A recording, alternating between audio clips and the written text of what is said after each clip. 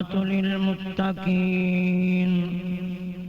والصلاة والسلام على سيد المرسلين الذي كان نبيا وآدم بين الماء والطين نبي الحرمين إمام القبلتين وسيلتنا في الدارين جد الحسن والحسين جد الحسن والحسين عظيم الرجاء دافع البلاء بإذن الله خاتم الأنبياء محمد المصطفى وعلى آله الطيبين وأصحابه الطاهرين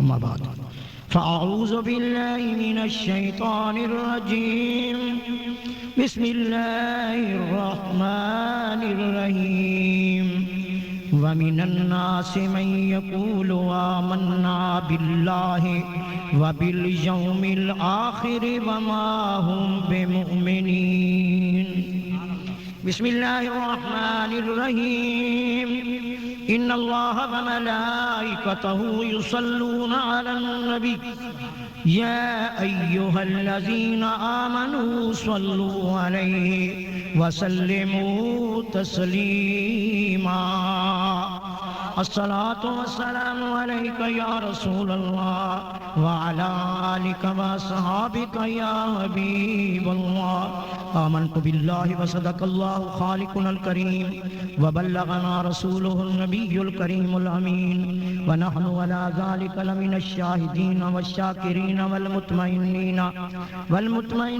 والموقنين والآمنين والحمد لله رب العالمین۔ حضرات گرامی، یہ دور، یہ ایام، یہ دن نبی کے غلاموں کے لیے بڑے کٹھن ہیں، بڑے مشکل ہیں۔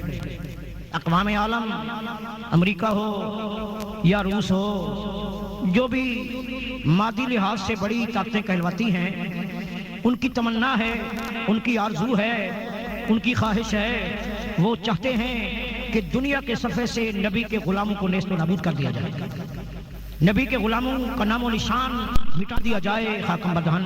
یہ ان کی آرزو ہے، یہ ان کی خواہش ہے۔ کچھ اقوام، کچھ قومیں یہ چاہتی ہیں کہ مسلمانوں کی جان ختم کرو، اور کچھ قومیں یہ چاہتی ہیں کہ مسلمانوں کا ایمان ختم کرو۔ یہ مانی ہوئی بات ہے، کوئی مانے یا نہ مانے، حقیقت اپنی جگہ حقیقت ہے۔ ہمارا قبلہ اول ہم سے چھن گیا۔ اس وقت قبلہ اول مسجد اقصی، بیت المقدس یہودیوں کے ناپاک قبضے میں ہے۔ مشرقی پاکستان ہم سے کٹ گیا، الگ ہو گیا۔ ہمارے 90,000 فوجی جنگی قیدی بنائے گئے۔ یہ کیوں ہوا؟ ایسا کیوں ہوا؟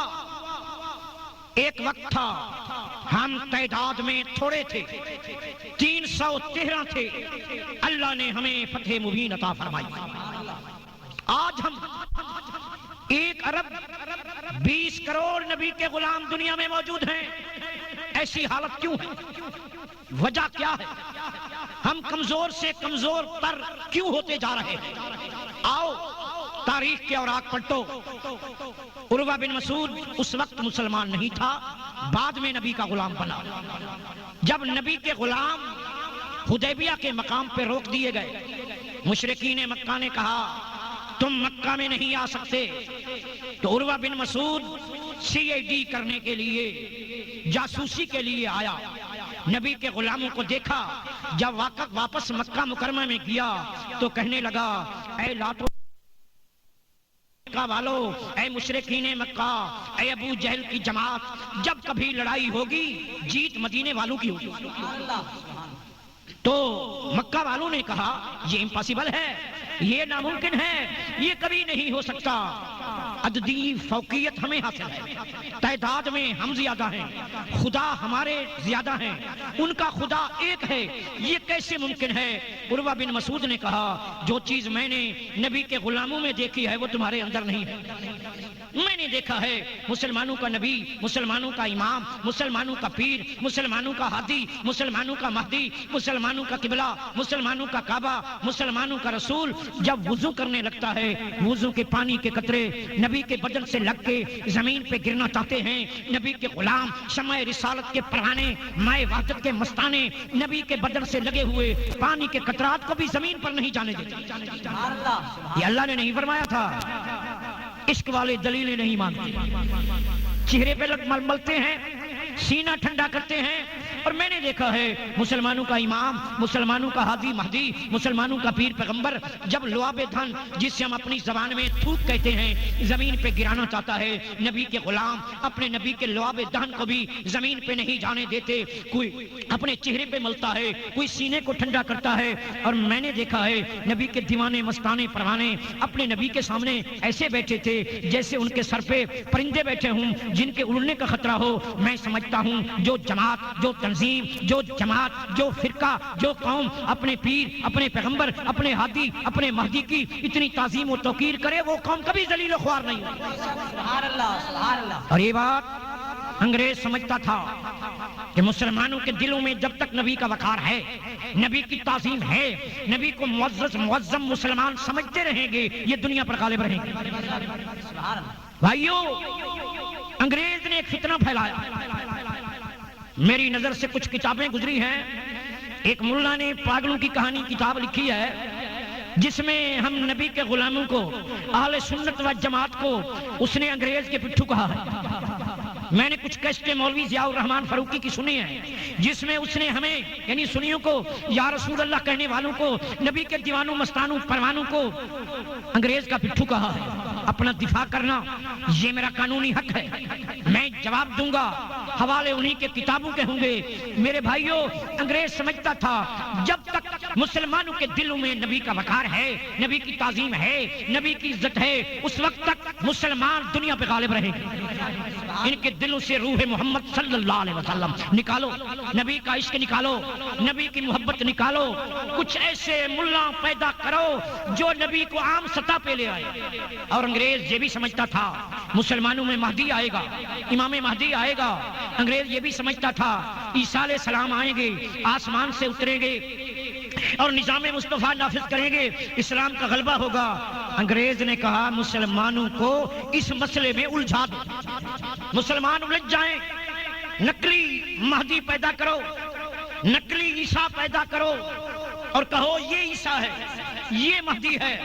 اور انگریز یہ بھی سمجھتا تھا مسلمانوں کے دلوں میں نبوت کا بہت بڑا مقام ہے، جب تک نبی کے مقام کو گرایا نہ جائے ہم اپنے مقصد میں کامیاب نہیں ہو سکتے۔ یہ انگریز سمجھتا تھا اب کون گرائے، نبی کے مقام کو کون کم کرے، نبی کی عزت پہ کون ڈاکہ ڈالے۔ تو انگریز نے کچھ ملا خرید کیے، ملا خرید کیے۔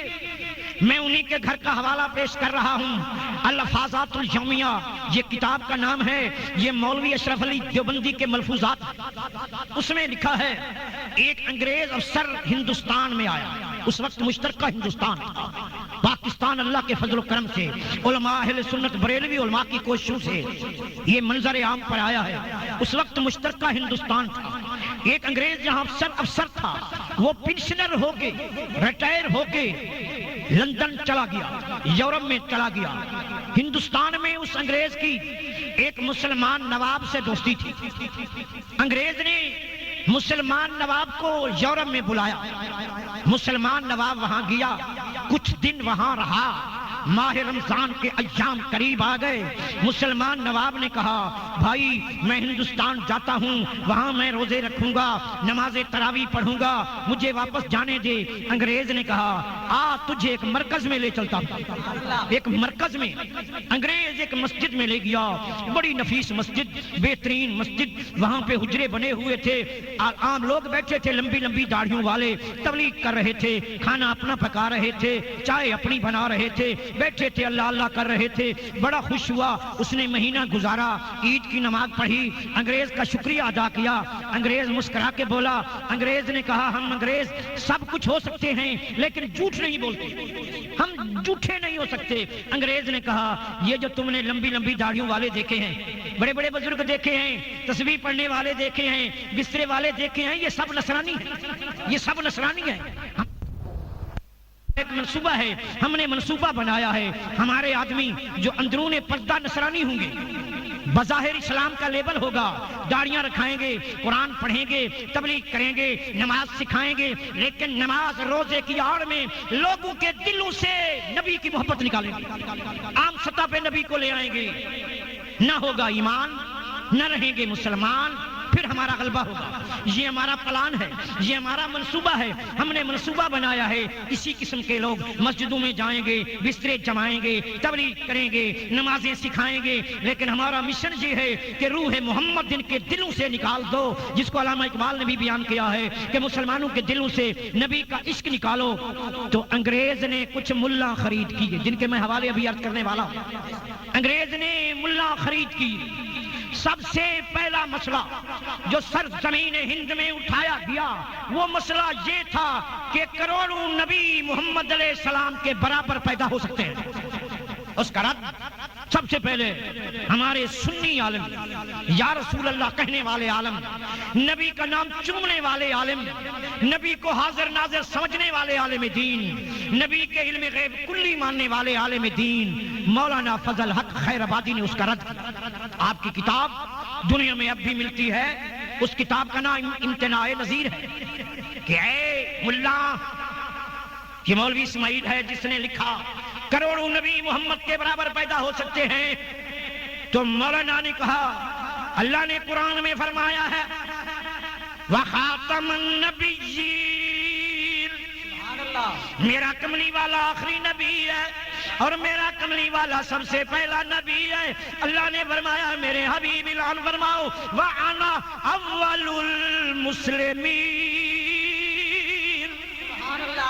سب سے پہلا سر جھکانے والا میں ہوں. ایک جگہ پہ فرمایا وَالْأَوَّلُ وَالْآخِرُ, اول اللہ بھی ہے, رسول بھی ہے, یہ اشتراک لفظی ہے. مخلوق میں اول کملی والا ہے, آخر بھی کملی والا, اول بھی کملی والا.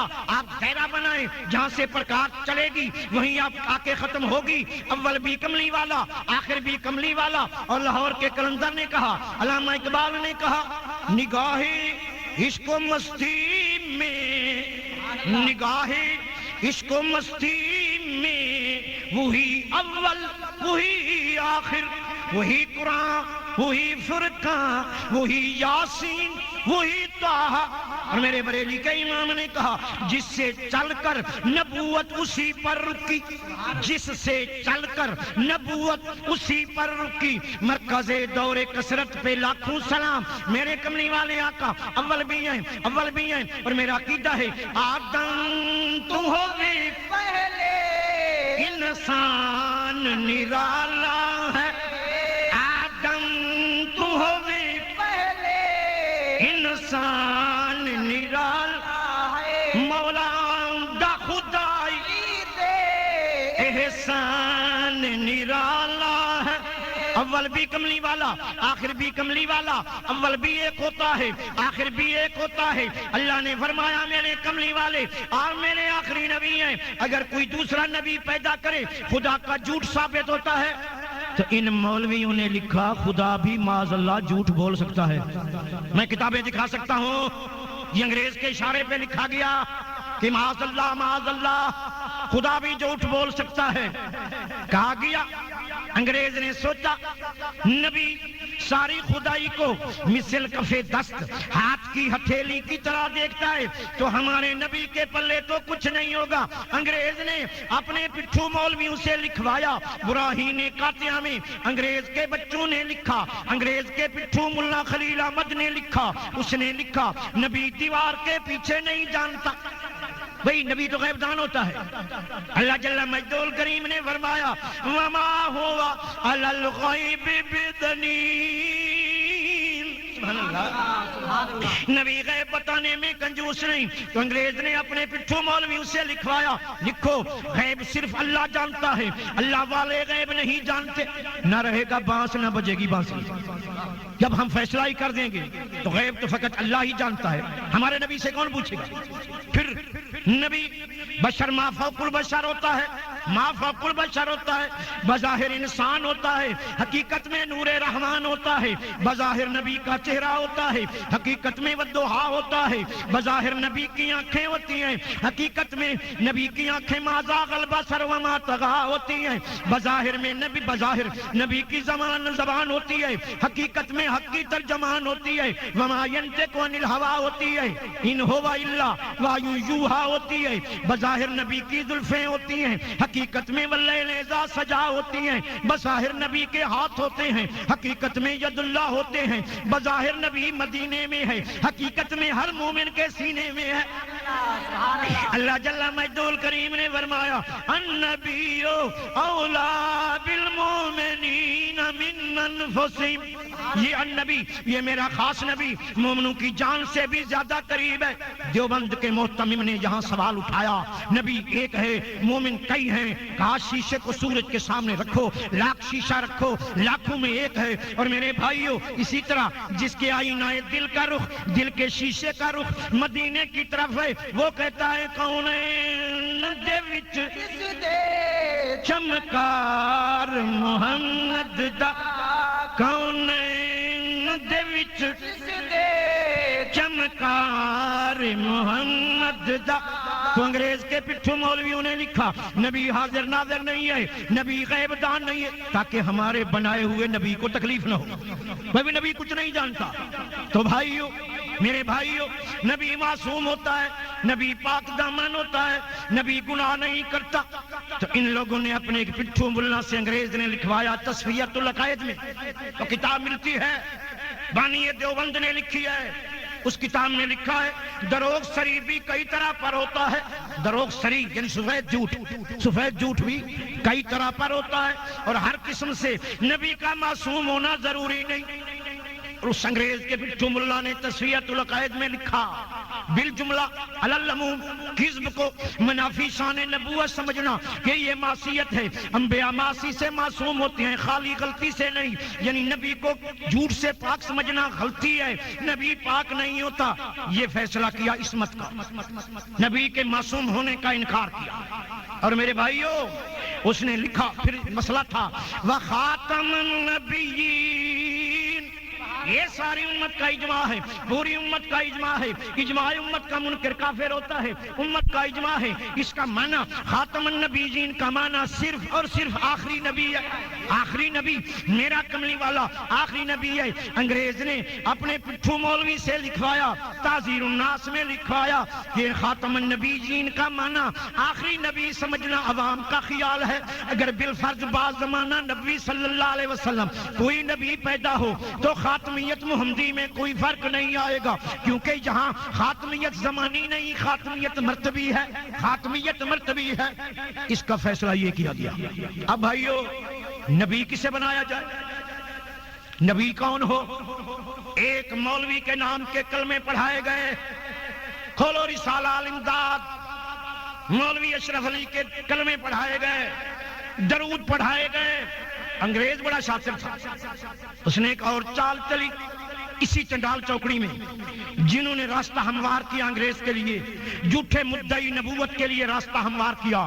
اسی چنڈال چوکڑی میں ایک مرزا غلام احمد بھی تھا، قادیان کا دجال بھی تھا۔ انگریز نے کہا مرزا صاحب آؤ میرے ساتھ، آؤ میرے پاس، میں نبوت کا جھوٹی نبوت، جھوٹی غلط نبوت، انگریز کی نبوت قادیانی دجال کے سر پہ میں رکھتا ہوں، نکل آؤ۔ انگریز نے مرزا جی سے نبوت کا دعویٰ کرایا، ان کی امیدوں پہ اوس پڑ گئی۔ یہ تو تھانوی کو نبی بنانا چاہتے تھے، انگریز نے مرزے کو بنا دیا، یہ تھانوی کے پیچھے پڑ گئے، اس کے پیچھے پڑ گئے، انگریز کے پیچھے پڑ گئے، مرزا کے پیچھے پڑ گئے۔ یہ مرزے کو کافر اس لیے نہیں کہتے کہ اس نے جو ہے ختم نبوت کا انکار کیا. ختم نبوت کا تو یہ خود بھی منکر ہے, یہ خود بھی انکار کرتے ہیں, یہ خود کہتے ہیں کروڑوں نبی پیدا ہو سکتے ہیں. اس لیے کہ مرزے نے ہم سے صلاح مشورہ کیوں نہیں کیا, ہمارے مولوی کو کیوں نہیں بننے دیا. تو پیارے بھائیوں, یہ تھا وہ پس منظر جس میں انگریز نے بڑی چال چلی, انگریز نے فتنہ پھیلایا, اپنا جھوٹا نبی پیدا کیا. یہ قادیان کا دجال یہ انگریزی نبی ہے, یہ انگریز کا کاشتہ پودا ہے, انگریز کا لگایا ہوا پودا ہے. میرے پاس ایک مرزائی آیا جنگ میں, وہ مسلمان ہوا, اس نے توبہ کی. اس سے صحافیوں نے سوال کیا, ارے بھائی تو دوسرے مولوی کے پاس کیوں نہیں گیا, نیئر صاحب کے پاس کیوں آیا؟ تو اس نے برملا الفاظ میں کہا کہ نبوت کا جو تصور نیئر صاحب پیش کرتے ہیں, ان کی بریلوی جماعت پیش کرتی ہے, مرزا نبی نہیں ہے, نہیں ہے, نہیں ہے. اور جو نبوت کا تصور یہ ملا پیش کرتے ہیں, کہتے ہیں نبی عام بشر ہوتا ہے, ہمارے جیسا بشر ہوتا ہے, ہمارے مثل ہوتا ہے, نبی دیوار کے پیچھے نہیں جانتا, نبی غیب دان نہیں ہے, نبی حاضر ناظر نہیں ہے, نبی مدد کر نہیں سکتا, نبی آ نہیں سکتا, ہماری مدد فرما نہیں سکتا. اس لحاظ سے تو مرزا نبی معاذ اللہ ہے. لیکن جو نبوت کا تصور بریلوی علماء پیش کرتے ہیں, مرزا نبی نہیں ہے, مرزا دجال ہے, مرزا بے ایمان ہے, مرزا انگریز کا ایجنٹ ہے. تو میرے بھائیوں, یہ تھا وہ پس منظر جس میں انگریز کے پٹھو مولویوں نے راستہ ہموار کیا مرزے قادیانی کے لیے.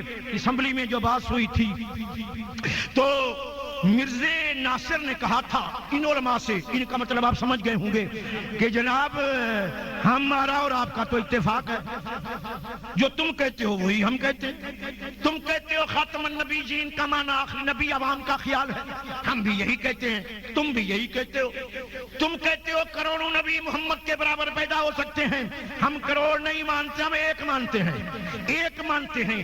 تم کہتے ہو محمد کے برابر معاذ اللہ پیدا ہو سکتے ہیں, ہم تو اسے غلام احمد مانتے ہیں. تو اللہ آباد رکھے مولانا شاہ احمد نورانی کو, اللہ خوش رکھے قید اہل سنت کو.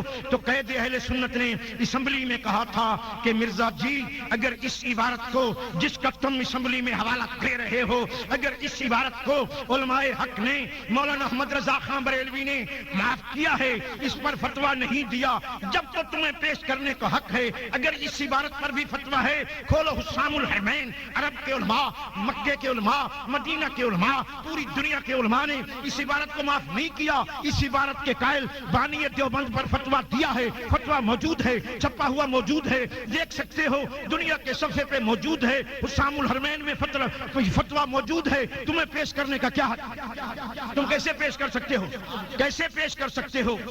تو میرے بھائیوں, میں کہتا ہوں جنہوں نے وہ کیسٹیں بھری ہیں, کیسٹیں ان کی چل رہی ہیں, ہمارے سنی علماء کو وہ لوگ کہتے ہیں کہ یہ انگریز کے ایجنٹ ہیں, ذرا نظر تعمق سے اپنی کتابوں پہ نظر رکھیں.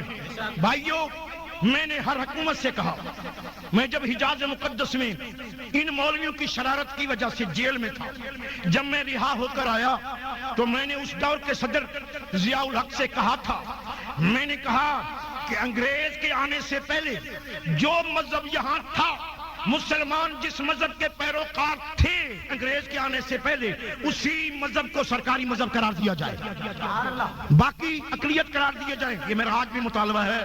اور میں کہتا ہوں جتنے خاندان یہاں آئے, غوری خاندان آیا, التمش آیا, بھائیوں مغلیہ خاندان آیا, جتنے اکابرین جہاں آئے, جتنے بزرگان دین آئے, خواجہ اجمیری آئے, داتا حجویری آئے, غوث بہاول حق آئے, سلطان باہو آئے, اللہ کے جتنے ولی کاملین آئے, خواجہ نظام الدین اولیاء دہلوی آئے, بابا فرید الدین گنج شکر آئے, سلطان الہند آئے, خواجہ قطب پاک دہلوی آئے. میں کہتا ہوں جو مذہب وہ لائے تھے, جو مذہب محمد بن قاسم لایا تھا, وہی مذہب پاکستان کا سرکاری مذہب ہو, باقی سب اقلیت قرار دیے جائیں. یہ میرا آج بھی مطالبہ ہے. اور میں بڑے وثوق سے کہتا ہوں, انہی کی کتاب, ان مولویوں کی کتاب شمع توحید میں لکھا ہے, آج سے 80 سال پہلے, قریباً 80 سال پہلے, وہ کتاب 40 سال پہلے کی لکھی ہوئی ہے. 80 اور 40 یعنی 120 سال پہلے پوری دنیا کے مسلمان, تمام مسلمان اسی خیال کے تھے جس خیال کو آج کل بریلوی حنفی خیال کہا جاتا ہے. یہی مذہب مذہب تھا، بریلوی، حنفی، سب مسلمانوں کا، سب انگوٹھے چومتے تھے، یا رسول اللہ کہتے تھے، 11ویں دیتے تھے، غوث پاک کو ماننے والے تھے۔ میں آج بھی کہتا ہوں کہ انگریز کے آنے سے پہلے جو مذہب تھا وہ پاکستان کا سرکاری مذہب ہونا چاہیے۔ سبحان اللہ، سبحان اللہ، بے اور شک۔ بھائیو، میں کچھ حوالے عرض کر رہا ہوں انہی کی کتابوں کے، انہی کے مطلب کی کہہ رہا ہوں، زبان میری ہے بات ان کی، سبحان اللہ، انہی کی محفل سجا رہا ہوں، چراغ میرا ہے رات ان کی، انہی کے مطلب کی کہہ رہا ہوں، انہی کے مطلب کی کہہ رہا ہوں، زبان میری ہے بات ان کی۔ میرے بھائیو سنیں سنیں، غلام رسول مہر ایک غیر مقلد ہے، اس نے تاریخ کو مسخ کرنے کی کوشش کی ہے۔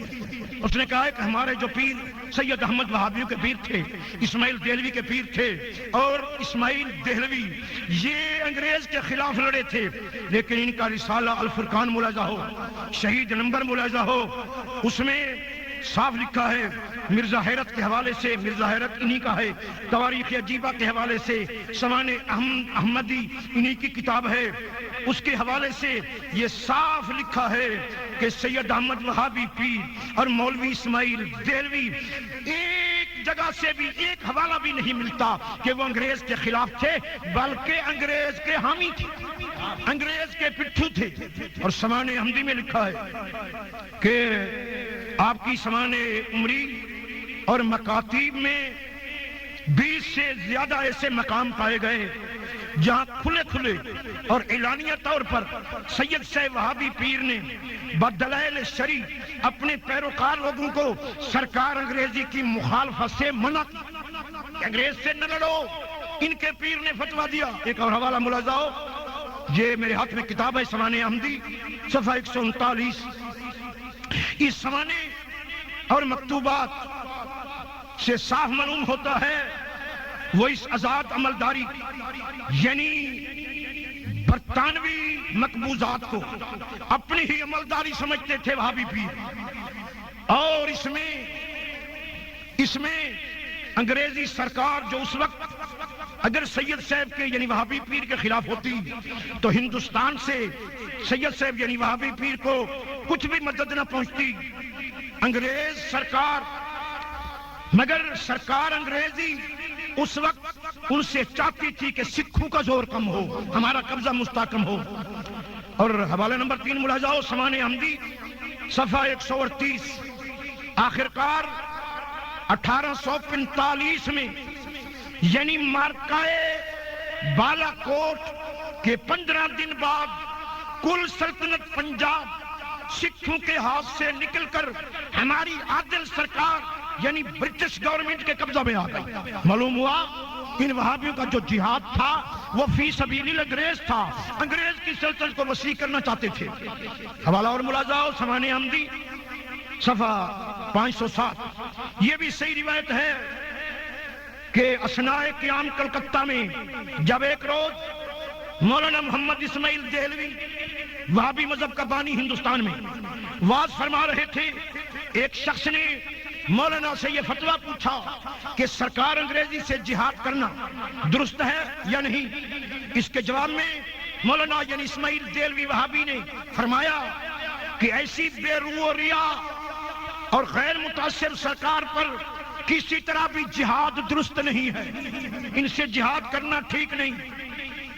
حیات طیبہ ان کی کتاب ہے، صفحہ 291، مطبع فاروقی، اس میں لکھا ہے کلکتہ میں جب مولانا اسماعیل نے جہاد کا واز فرمانا شروع کیا اور سکھوں کے مظالم کی کیفیت پیش کی تو ایک شخص نے دریافت کیا، آپ انگریزوں پر جہاد کا فتویٰ کیوں نہیں دیتے؟ انگریزوں پر آپ نے جواب دیا، ان پر جہاد کرنا کسی طرح واجب نہیں، ایک تو ہم انگریزوں کی رعایا ہے، دوسرے ہمارے مذہبی ارکان کے ادا کرنے میں وہ ذرا بھی دست اندازی نہیں کرتے، ہمیں ان کی حکومت میں ہر طرح آزادی ہے، بلکہ اگر ان پر اپنے پیرو لوگوں کو سرکار انگریزی کی مخالفت سے منع کیا ہے۔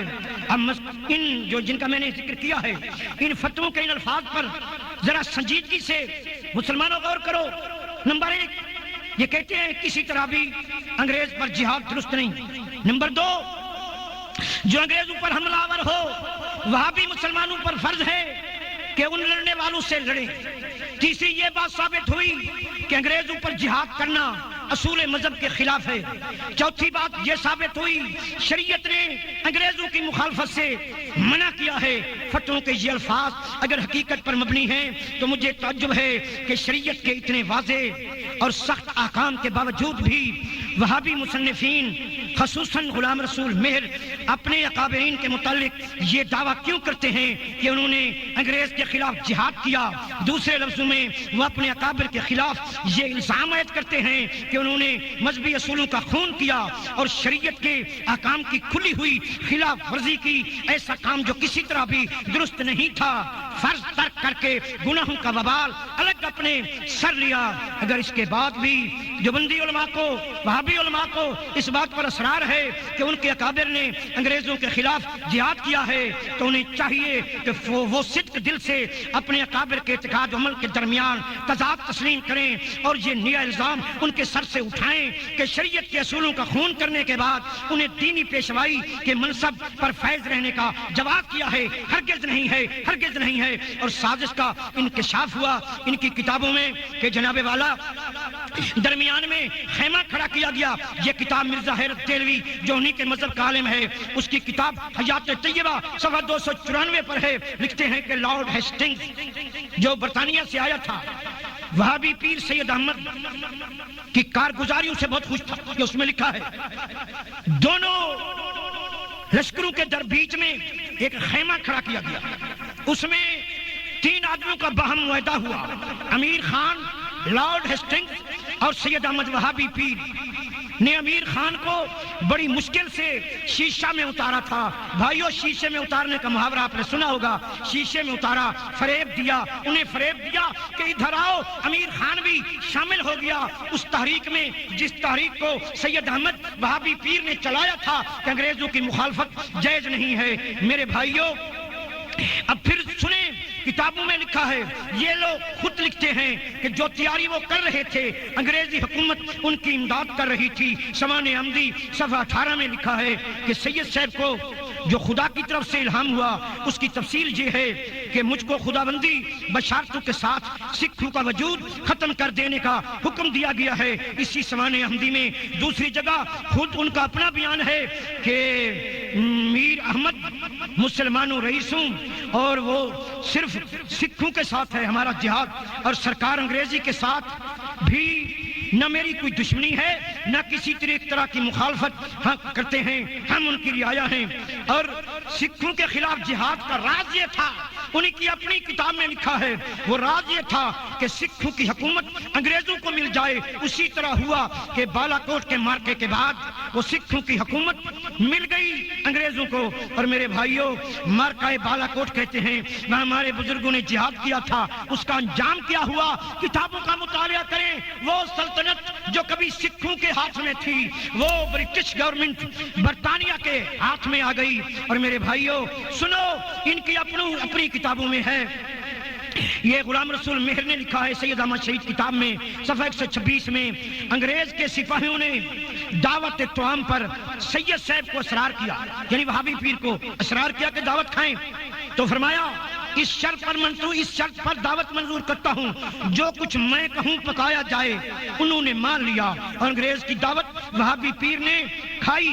اور انگریز کی ایک داشتہ تھی، داشتہ کا معنی آپ سمجھتے ہوں گے، اس کی دعوت بھی وہابی پیر نے کھائی، اور ایک فرنگی عورت کی دعوت بھی یہ سمان ہندی میں لکھا ہے وہابی پیر نے کھائی۔ انگریزی کمپنی ایسٹ انڈیا کمپنی کے وکیل کی دعوت وہابی پیر سید احمد نے کھائی۔ یہ سید احمد شہید صفحہ 205 پہ لکھا ہے۔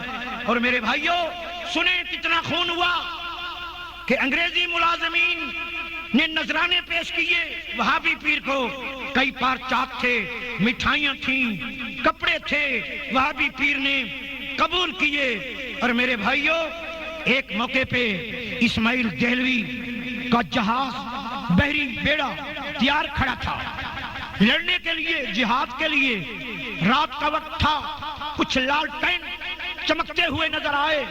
ان میں ایک انگریز افسر تھا. اس نے پوچھا پادری صاحب کہاں ہیں؟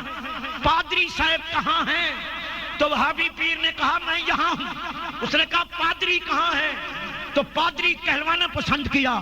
انگریز نے گزارش کی وہابی پیر سے, حضرت مجھے پتا چلا آج آپ کا قافلہ یہاں سے گزرنے والا ہے. میں نے کھانا پکایا, دیگوں میں ڈالا, آپ کی خدمت کے لیے لایا ہوں.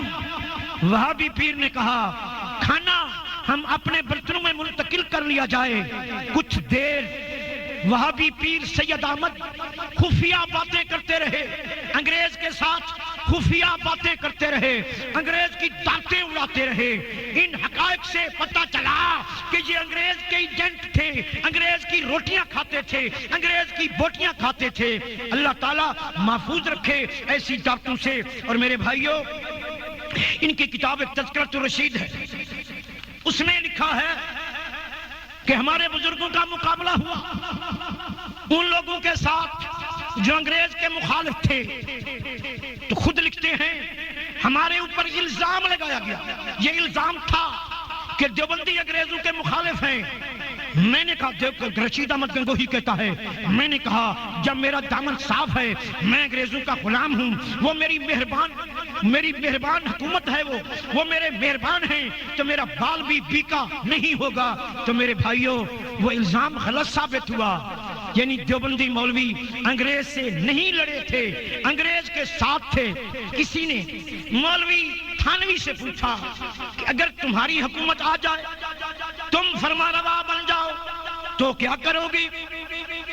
مولوی تھانوی نے کہا ہم انگریزوں کو بڑے آرام سے رکھیں گے, بڑے آرام سے رکھیں گے, اس لیے کہ ان لوگوں نے ہمیں بڑا آرام پہنچایا ہے, بڑا آرام پہنچایا ہے. ہم ان کے دور میں لطف و لذت سے رہے ہیں, ہماری دعوتیں ہوتی رہی. اور اس کے مقابلے میں سنو, ایک حقیقت ہے جس کو دنیا کی کوئی طاقت نہیں جھٹلا سکتی. اس دور میں 1857 کی جنگ آزادی میں سب سے پہلے انگریز کے خلاف فتویٰ دینے والے میرے سنی عالم, یا رسول اللہ کہنے والے عالم مولانا فضل خیر آبادی تھے. جس نے فتویٰ دیا احمد اللہ شاہ مدراسی تھے, میرے سنی علماء تھے. اور بھائیوں جو کہتے ہیں جنگ آزادی میں تمہارے احمد رضا خان کہاں تھے؟ بھائیوں اس وقت مولانا احمد رضا خان کی عمر 1 سال تھی. آپ 1856 میں پیدا ہوئے, 56 میں, 1856 میں, 56 میں, اور جنگ آزادی لڑی گئی 1857 میں, 57 میں 1 سال کے تھے. اور تاریخ بتاتی ہے آپ کے دادا جان حضرت علامہ علی رضا خان, رضا علی خان آپ کے دادا کا نام ہے. آپ نے بچے پوتے مولانا احمد رضا خان کے گلے میں تلوار حمائل کر کے, تلوار لٹا کے بریلی شریف کی گلیوں میں گھمایا کرتے تھے اور فرمایا کرتے تھے میرا 1 سال کا بیٹا احمد رضا, میرا پوتا مسلک کے لیے, مذہب کے لیے, دین کے لیے, ملک کے لیے میرا پوتا بھی قربان ہے. تو بھائیو یہ جو جنرل بخت خان تھا, آخری مغل فرما روا کے ساتھ جو تھا جنرل بخت خان, یہ علی رضا خان, رضا علی خان اعلی حضرت کے دادا کا مرید تھا. مولانا فضل ہمارے تھے بھائیو, ہمارے مولانا فضل خان خیر آبادی رحمت اللہ علیہ کو کالے پانی کی سزا کا حکم ہوا, کالے پانی کی سزا کا.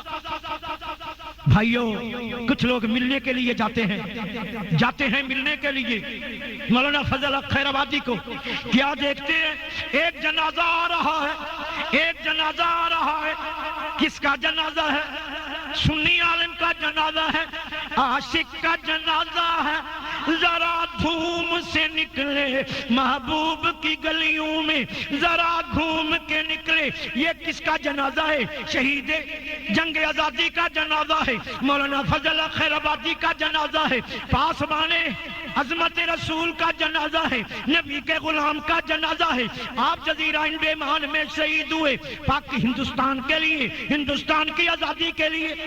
میرے بھائیوں تو یہ ہمارے سنی علماء کا کردار تھا. اور ان کے ایک بزرگ تھے, آپ کتاب کھولیں ارواح ثلاثہ جسے مولوی اشرف علی تھانوی نے لکھا ہے, لکھتے ہیں ہمارے ایک دیوبندی بزرگ تھے میر محبوب علی, جن کا نام تھا میر محبوب علی. اس کتاب میں لکھا ہے میر محبوب علی نے جہاد سے منع کیا تھا, جہاد نہ کرو, انگریز سے نہ لڑو, انگریز سے نہ لڑو. انگریز نے میر محبوب علی وہابی مولوی کو جاگیریں دی, زمینیں دی. ان لوگوں نے انگریز سے جاگیریں لی, جائیدادیں لی, اور ہمارے علماء پستے رہے, شہید ہوتے رہے, جزیرہ انڈیمان میں شہید ہوئے.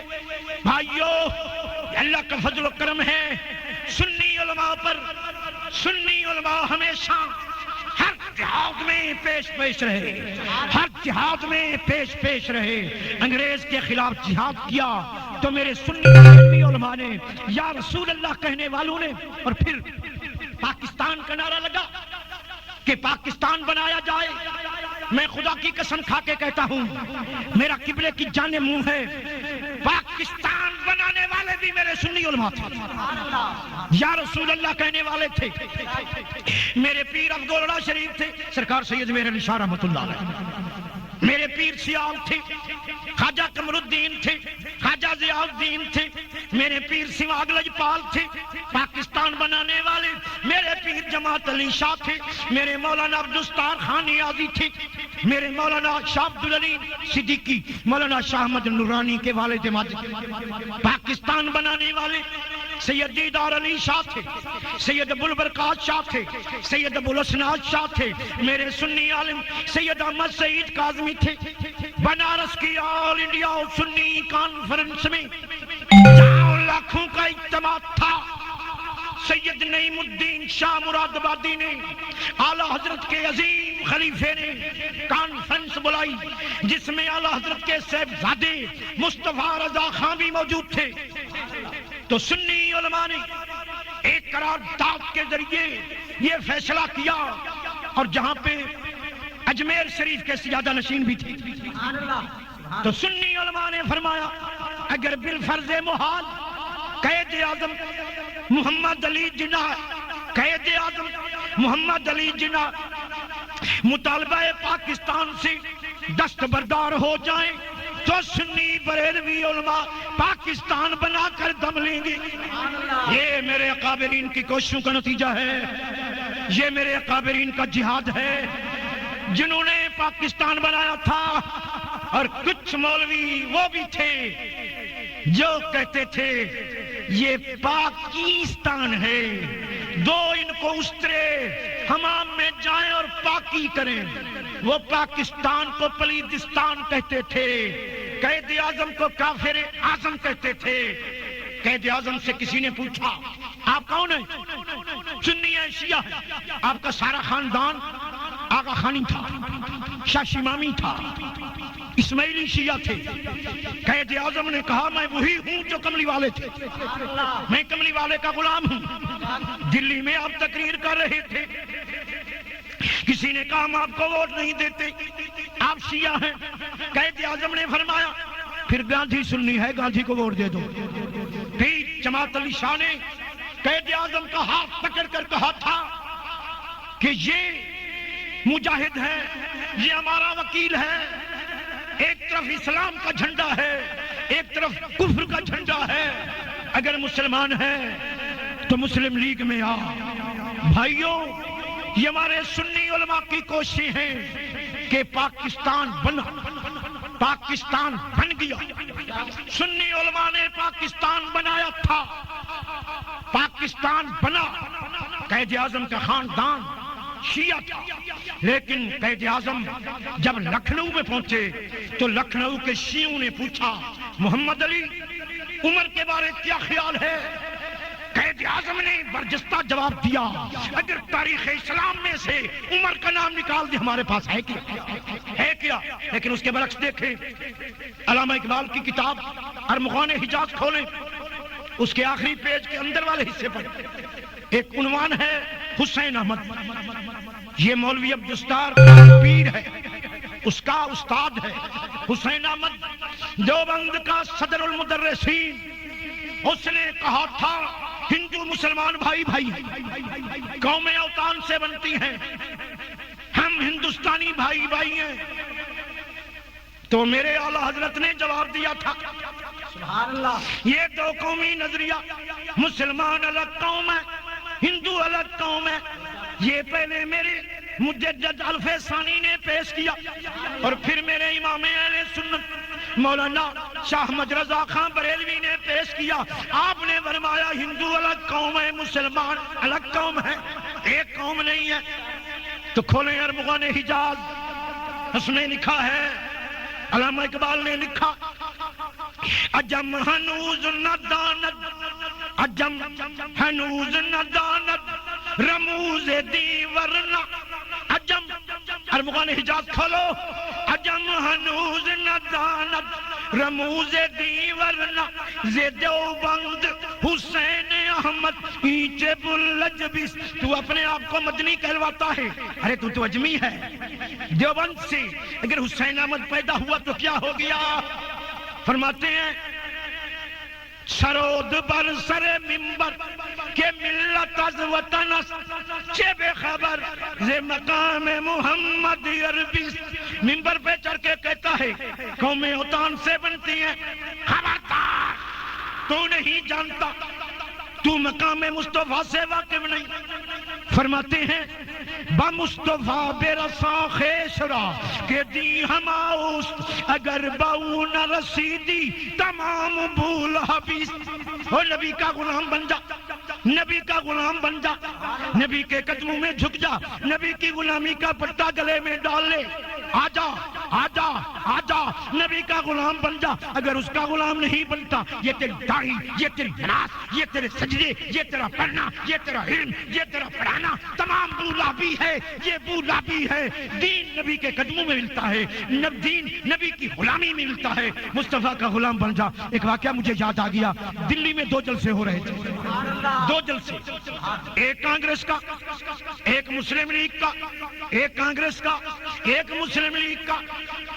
کانگریس کی سٹیج پہ گاندھی نہرو کے ساتھ ان کا بڑا مولوی بخاری بیٹھا، بخاری، اور مسلم لیگ کی سٹیج پہ سرکار گولڑا پیر میر علی شاہ کے مرید مولانا عبد الغفور ہزاروی بیٹھے، مولانا عبد الغفور ہزاروی۔ میں نے ان کی زیارت کی تھی، نورانی چہرہ تھا، دیکھ کے خدا یاد آتا تھا۔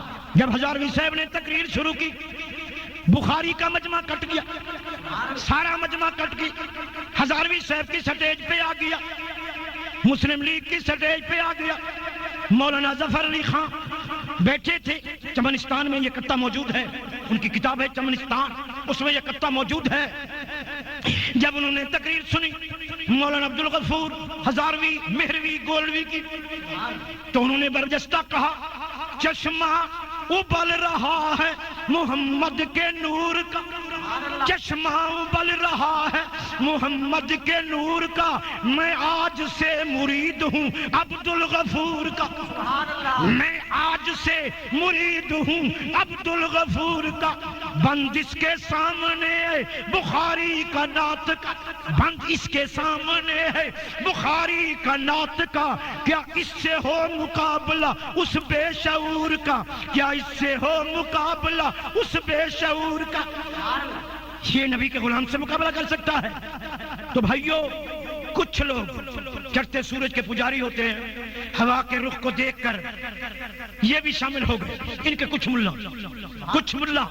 شامل ہو گئے مسلم لیگ میں، جن میں شبیر احمد عثمانی دیوبندی یہ آئے، لیکن من حیث الجماعت ان کی جماعت جمعیت علماء ہند، جو پاکستان میں آ کر جمعیت علماء اسلام بن گئی ہے، یہ ہندو کے ساتھ تھی، ہندو کے پٹھو تھے، پاکستان کو پلیتستان کہتے تھے۔ اللہ ایسے لوگوں سے بچائے۔ تو مسلمانوں، یہ ہمارے بزرگوں کی بڑی منت ہے، احسان ہے، جذبہ جہاد کو بیدار کیا۔ اور میں کہا کرتا ہوں، پاکستان بنانے والے بھی سنی ہیں، انشاءاللہ بچائیں گے بھی سنی۔ ہمارا ہر حکومت سے مطالبہ رہا ہے، ہر حکومت سے سنی بریلوی علماء یہ کہتے رہے ہیں، ہم اقتدار کی عوض نہیں، ہم کرسی نہیں مانگتے، ہم اقتدار نہیں مانگتے، ہم ایک چیز مانگتے ہیں، وہ کملی والے کا نظام، نظام مصطفیٰ، نظام مصطفیٰ۔ ہم ارباب اقتدار سے ہر دور میں مطالبہ کرتے رہے ہیں، آج بھی ہمارا مطالبہ ہے کہ نظام مصطفیٰ فی الفور پاکستان میں نافذ کیا جائے۔ ہماری تمام مشکلات کا حل نظام مصطفیٰ میں ہے۔ اور جب ہم نبی کے غلام تھے، دنیا کے امام تھے، ان کے جو ہم غلام تھے، دنیا کے ہم امام تھے، ان سے پھرے، جہاں پھرا آئی کمی وقار میں۔ آؤ مسلمانوں، نبی کے غلام بن جاؤ، نبی کی غلامی کا پٹا گلے میں ڈال لو، گلے میں نبی کی غلامی کا پٹا ڈال لو۔ میں بلا امتیاز عرب والوں سے، شام والوں سے، عراق والوں سے، ایران والوں سے، کابل والوں سے، مصریوں سے، شامیوں سے، سب سے یہ مطالبہ کرتا ہوں، آؤ آؤ صحابہ والا مذہب اختیار کرو، نبی کے غلام بن جاؤ۔ جب نبی کے غلام بن جاؤ گے، ترقی، عظمت، رفت، سر بلندی تمہارے قدم چومے گی۔ نبی کے غلاموں کی عزت ہے، ان سے ہم پھر گئے تو میں نے جہاں سے بات شروع کی تھی اسی بات کی طرف آتا ہوں۔ تو عروہ بن مسعود نے کہا، جو قوم نبی کی تعظیم کرتی ہے، عزت کرتی ہے، وہ قوم کبھی ذلیل و خوار نہیں ہوتی۔ اور جس قوم کا یہ عقیدہ ہو کہ نماز میں نبی کا خیال گدھے کے خیال سے برا ہے، وہ ذلیل ہوگا یا نہیں؟ جو کہ شیطان کا علم زیادہ ہے نبی کے علم سے، کیا ذلیل نہیں ہوگا؟ بھائیو، ایسے عقیدوں سے توبہ کرو، انگریز کے ایجنٹوں کو چھوڑو، دامن مصطفیٰ میں پناہ لو، نبی کے غلام بن جاؤ۔ میں نے آیت کریمہ تلاوت کی تھی، میرے مالک و خالق نے فرمایا، ترجمہ کر کے بات کو ختم کرتا ہوں۔ میرے مالک و خالق نے فرمایا، وَمِنَ النَّاسِ، لوگوں میں کچھ لوگ ایسے ہیں، کچھ لوگ ایسے ہیں، وَمِنَ النَّاسِ مَن يَقُولُ، جو کہتے ہیں آمنا باللہ، ہم اللہ کو مانتے ہیں، اللہ کو مانتے ہیں، وَبِالْيَوْمِ الْآخِرِ، اللہ کو بھی مانتے ہیں، قیامت کو بھی مانتے ہیں، قیامت کو بھی مانتے ہیں۔ اللہ نے فرمایا، مجھے ماننے والے، مجھ اللہ کو ماننے والے، قیامت کو ماننے والے، وَمَا هُمْ بِمُؤْمِنِينَ، یہ مومن نہیں ہے، مومن نہیں ہے۔ اللہ کو ماننے سے مومن نہیں بنتا، قیامت کو ماننے سے مومن نہیں بنتا۔ یا اللہ، تجھے بھی مانتے ہیں، قیامت کو بھی مانتے ہیں، یہ مومن کیوں نہیں؟ اللہ نے وجہ بتائی، فی قلوبہم مرض، فی قلوبہم مرض، ان کے دلوں میں بیماری ہے۔ یا اللہ، کینسر ہے؟ نہیں۔ دل کے دورے پڑتے ہیں؟ فرمایا نہیں۔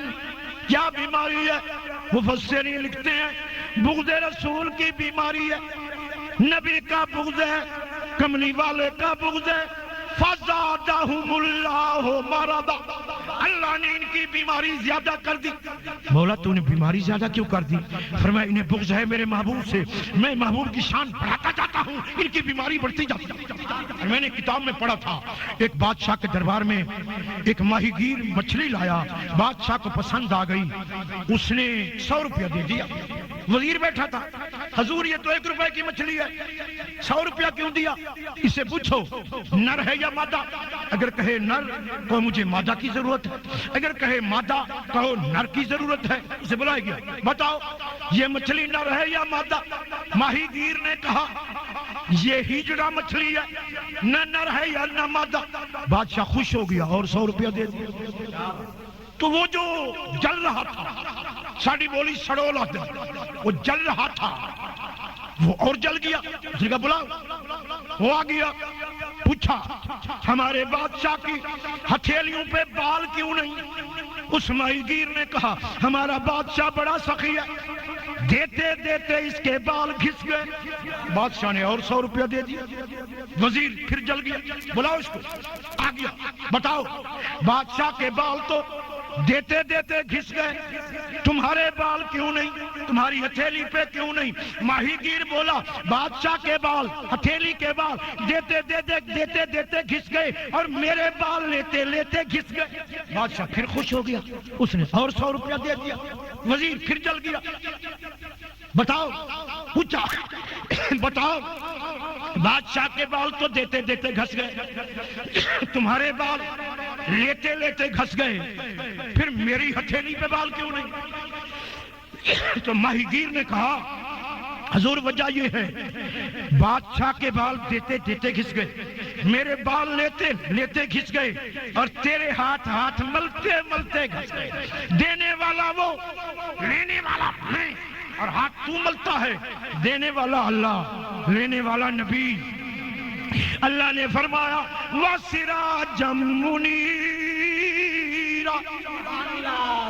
جل گئے کچھ لوگ، جل گئے، بیماری بڑھ گئی، فَزَادَهُمُ اللَّهُ مَرَضًا، اللہ نے فرمایا قَدْ جَاءَكُم مِّنَ اللَّهِ نُورٌ، یہاں مطلق نور فرمایا تو جلنے والے جل گئے، جلنے والے جلتے رہیں گے، نبی کی شان بڑھتی رہے گی۔ اللہ مسلمانوں کو انگریز کے ایجنٹوں سے محفوظ رکھے، اللہم صلی علی سیدنا محمد و علی سیدنا محمد۔ اللہ تعالیٰ بد مذہبوں کے شر فتن سے محفوظ رکھے، نبی پاک کی سچی غلامی نصیب فرمائے، فقیرانہ آئے صدا کر چلے، میاں خوش رہو ہم دعا کر چلے، وصلی اللہ تعالیٰ علیہ وسلم۔